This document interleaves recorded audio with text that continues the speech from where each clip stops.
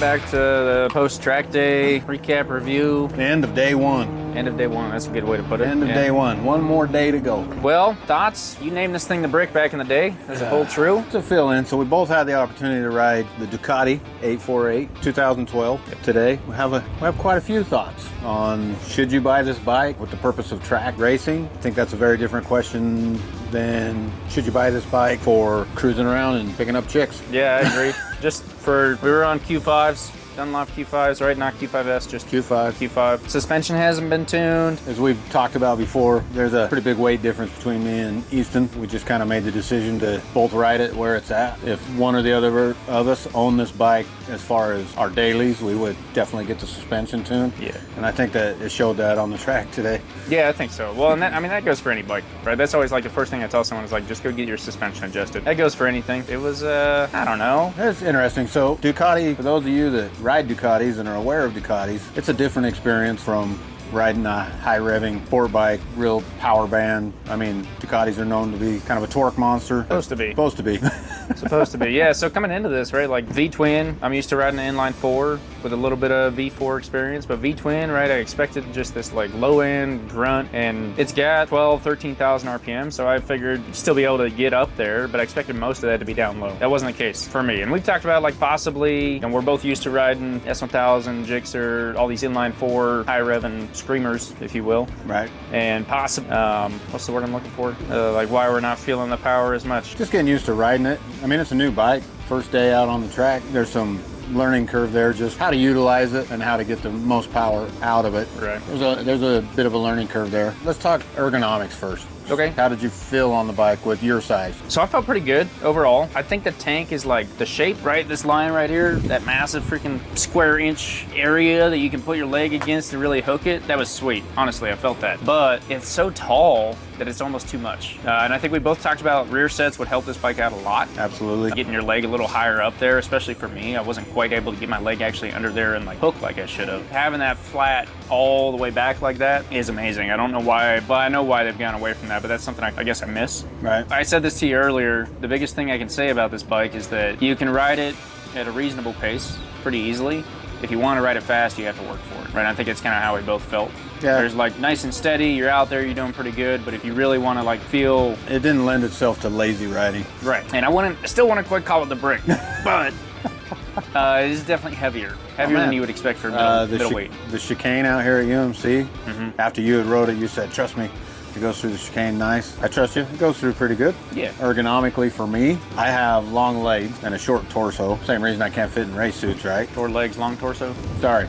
The other way around. That being said, when I try to get under this little window here ergonomically, and when I try to really lean off the bike, I had these air intakes over here. Spoilers? Yeah, the back half of this bike is so fat that I found myself always sitting up clear back on the tail to try to get where I wanted to lean. So my butt was always interfering. I was clear up on here, and then I mean, this is narrow enough, but it gets so fat back here that, and that's just probably a personal problem for me. Yeah, and how I was trying to ride it. I would say it's more of a smaller guy bike though, for sure. Now talking about that though, the tail and the windshield and all of that. So this is 10 years old, right? 10-year-old Ducati 848 Evo, not their super bike. Anyway, 2012, right? Ducati 848 Evo, not the Panigale, not the 1199, 1099, whatever.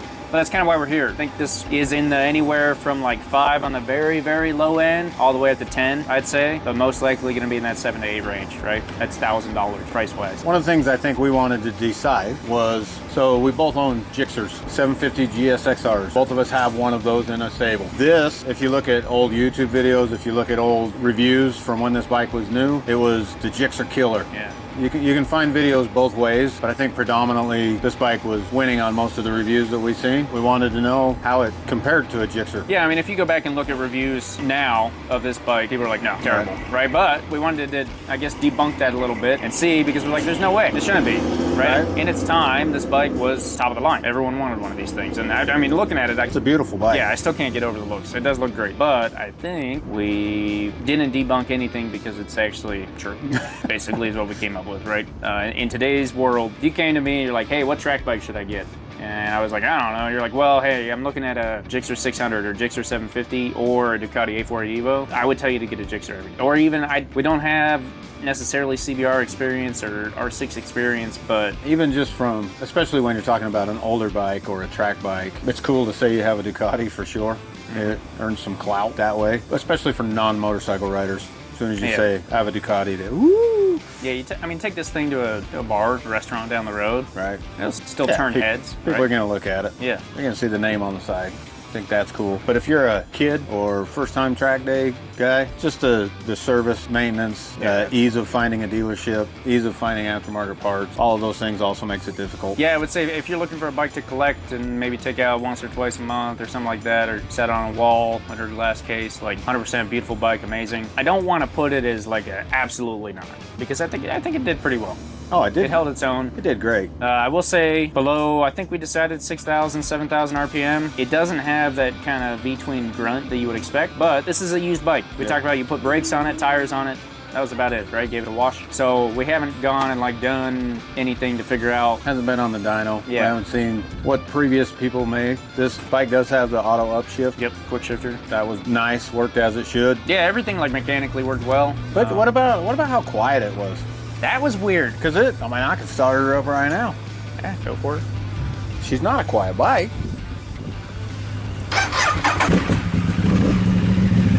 I mean, I can barely hear you talk. She's not a quiet bike, but No. I know. But the session that I was out there on, I mean, I was getting comments like, "How's that?"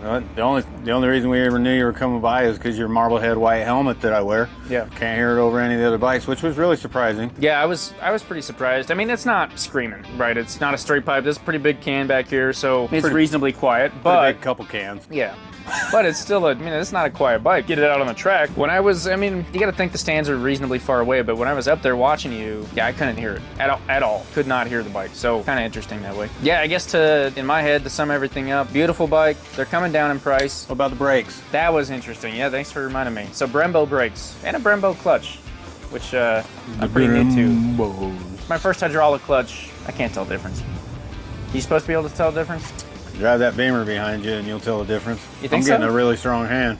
All right. Well, I don't know. I mean, everything else I have has always had the mechanical clutch. But the brakes, yeah, Brembos, right? Pretty standard. My understanding is the Brembos are an upgrade for the Evo. Right. I was going to say just a disc size. Obviously, 4-piston, dual disc, front brakes. So as Ethan mentioned, they're standard size. reshod, running brand new shoes for the track, everything coming out. I'm riding this bike back to back with the Beamer. 2009 S1000. Yeah, right? 9, 10? 10. 2010 S1000 RR. So those brakes, I mean, like I was telling you today, I don't have a problem with brakes. I have a problem with the back tires staying on the ground because the brakes are so good. Right. But this one they worked well. They did everything they were supposed to do, but it took a lot more, Yeah, I mean, that reminded me of the Gixxer, right? Which everyone hops on the Gixxer and hates it. Right. They put R6 brakes on there so quick. And we've talked about, like the Triumph that I rode that had Brembos. Those were real bitey. Your BMW's real bitey. And then you hop on this, and I didn't even actually think about it before I went out. But then I went out, and I grabbed them, and it was just not squishy, but definitely able to grab. Coming down this front street, you're doing 150, 160 miles an hour, and I could just freaking grab a handful, no problem. Yeah, and we talked about that.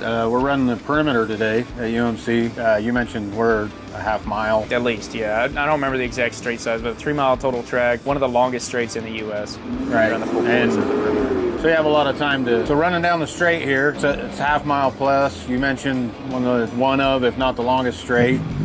Yep. Potentially in the United States. Yep. Running this bike down that, or any other bike for that matter, you really have a lot of time to sit and think and see how fast your bike really is. Sure, you have time to look down and actually just watch the speed go up. And you said you've seen epiometer is correct. Yeah, well, I don't know if this has been re-geared or not, and I don't know what Ducati. I know all the Japanese bikes are like 5% off from factory. I don't know what Ducati does, but assuming it's stock, I saw like 165, and that was 5th gear. I don't think I ever quite topped out 5th gear. That was another thing, going back to kind of just like talking about feeling the power, how under 7,000 it didn't feel like there's anything there. I will say, when I was riding it in the very beginning, I was getting used to the bike, getting used to the track, getting passed by a lot of people, and I was like, man, this thing had no power. But I did end up next to a couple of Japanese 600s, right, and it's there. Like it moves, it goes. It just all feels the same.